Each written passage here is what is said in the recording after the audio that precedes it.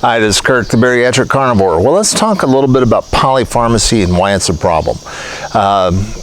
There was a recent article by JAMA, Journal of the American Medical Association, and they've interviewed about 1,500 or so people that were 65 years old and asked them, how many drugs are you on?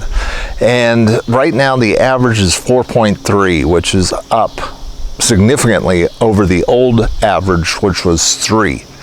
What that means is, and that's average, so you've got a person like me who's on 0.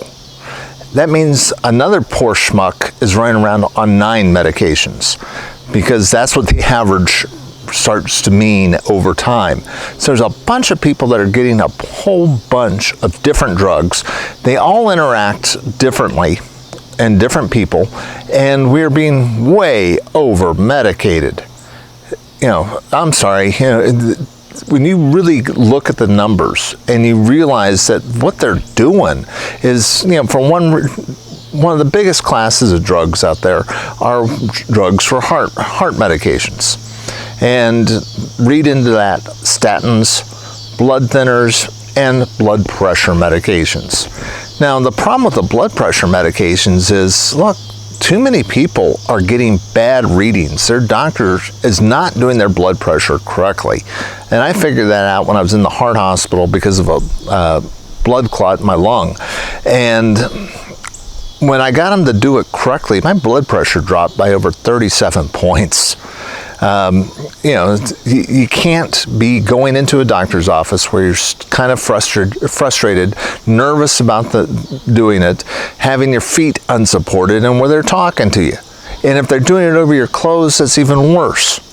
So you look at, you know, the blood pressure readings that you're getting in your normal doctor's office, they're not accurate.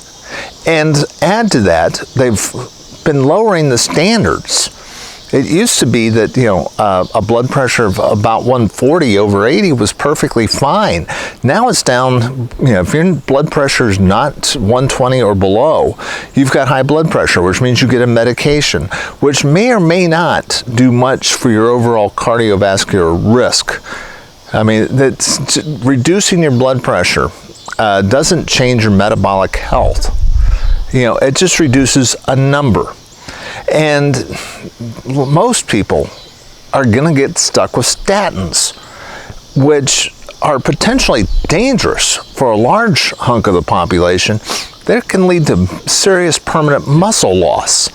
So there's serious side effects with those drugs, yet nobody's talking about that because they're $1 trillion drug. The drug industry has made $1 trillion off of them. And again, they're lowering the standard. They're lowering that arbitrary number of where, you know, allegedly your LDL cholesterol is somehow dangerous. And they're artificially lowering it with a drug without any known benefit for longevity. You would think that, you know, with all these people taking all these different drugs, we would see the life expectancy going through the roof. But we're not seeing that. We're seeing, you know, we are seeing things like a reduction in heart attack deaths. Yeah, we do.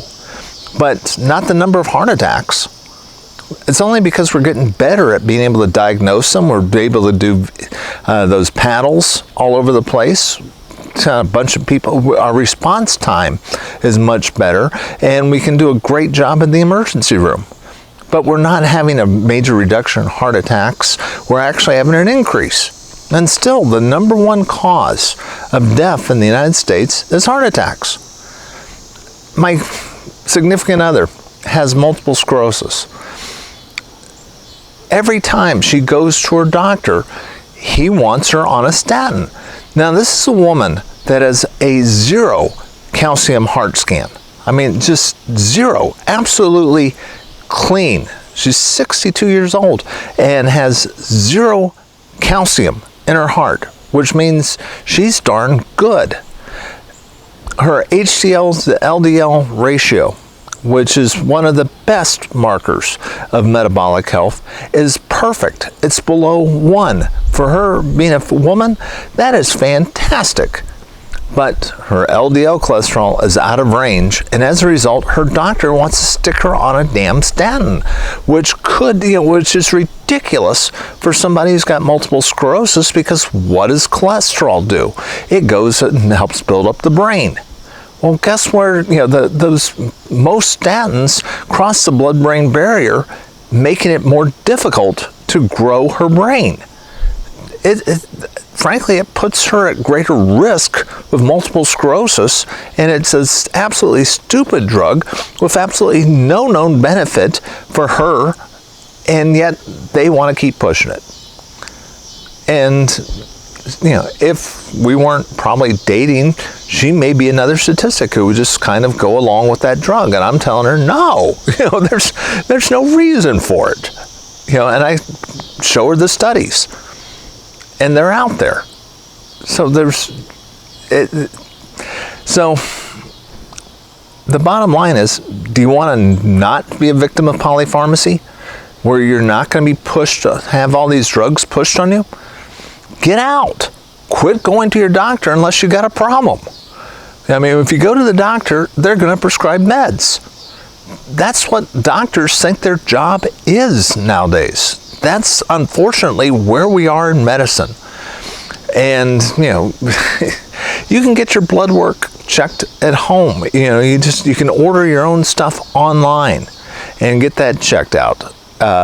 Great book, Common Sense Labs by Dr. Berry, explains, just all the basic blood work that you'd want to do and what good ranges are. And if they're out of that range, then go talk to your doctor. You can monitor your blood pressure significantly better at home. You can check your own pulse ox. And if these are the basic things that, and you can check your own weight, and you can make sure your clothes are fitting, etc. Really, frankly, unless there's a problem, what else are you going to get from your doctor? Not much, except more prescriptions, because that's where medicine is going. And if you don't want to be a victim of polypharmacy, just don't go, unless there's a problem. This is Kirk, the Bariatric Carnivore. I try to put out a couple messages each week. If you like this message, please hit like and subscribe. I'm not trying to prescribe medicine. I'm not trying to tell you what you need to do for your particular case.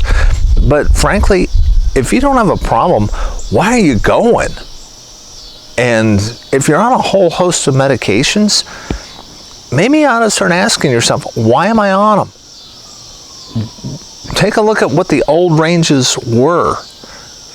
And check your blood pressure at home if you're on a blood pressure medicine. Don't quit taking it without working with your doctor, because frankly, coming off of these medications, and there are people now, there are doctors that are doing consulting that will help you deprescribe, because that is an art form.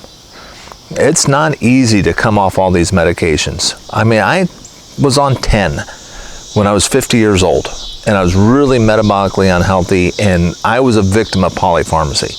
And I think it took me years to finally get over a lot of the medications that I unfortunately just kind of went off cold turkey when I just got out of the medical system. That is not the way to do it. I don't recommend it, but I understand it. I'm not recommending that you just quit taking your medications, but find a doctor that can work with you as far as deprescribing where it is possible. Because frankly, a lot of us keep getting on these different drugs where, we go there because we can't pay any attention, so they give us Adderall. And then we can't sleep, so they give us an Ambien. And then we start getting depressed because our sleep cycle's messed up because of the Adderall and the Ambien. So they give us an antidepressant, and so on and so on and so on, and it keeps getting worse. And then you get a hypertensive medication for your blood pressure. Do you see the problem? And this is what's affecting most people. So frankly, when I was 50, I was kind of, the high average person. Now I'm at 0, and I feel much better for it. So, but it's your choice. And frankly, I think you're just better off getting healthy and getting the heck out of the system. This is Kirk, Bariatric Carnivore. I will talk to you again soon.